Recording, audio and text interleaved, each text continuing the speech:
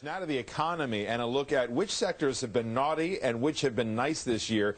Jim Cramer is CNBC's resident Santa, and he's here to tell us who just might end up with coal in their stockings this holiday season. Hey, Jim, good to see you. All right, let's talk about what the Fed has done in this mortgage crisis. The Fed has, for the first time, put rules into place that actually try to regulate or curtail these too-good-to-be-true mortgages that have created this credit and mortgage mess. Earlier this year, you were saying they got to get up off their duff and really do something here. Is this enough? No, this isn't what I wanted them to do. I wanted them to cut interest rates.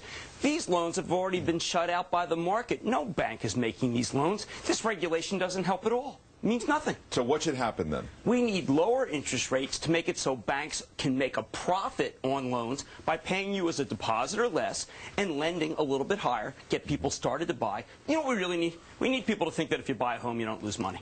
Bottom line, Ben Bernanke, naughty or nice this year? He is a guy who doesn't get regular coal. I'm giving him high sulfur, stinky coal. That's pretty harsh. The chairman of the Fed, that's how you're treating? Well, he is, in the end, an academic who is over his head, frankly. I hate to say that. He's a volunteer official who was trying to do his best, but he had his chance, and he's lost it. Limited on time here. Talk about the housing market overall. Still losing money if you buy a house. Probably another 18 months before we get to a bottom. All aggravated by a Federal Reserve that is very calm and placid under the guise of being prudent, but quite reckless. All right, talk about the job picture, because you actually think this is good news here this holiday season. I want to be careful to cordon off housing.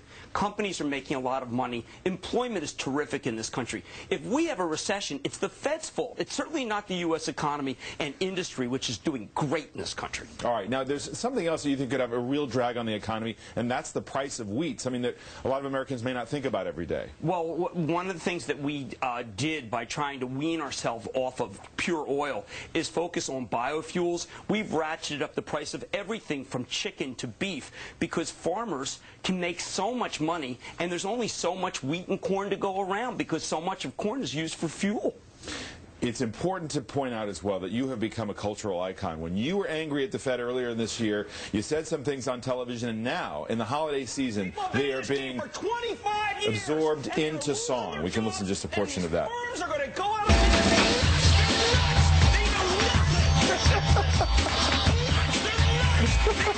For the first time in my life, my 16 and 13-year-old think I'm cool. Exactly. And about the Fed, they think I'm cool. Right. Christmas Carols by Jim Cramer. Thank you very much.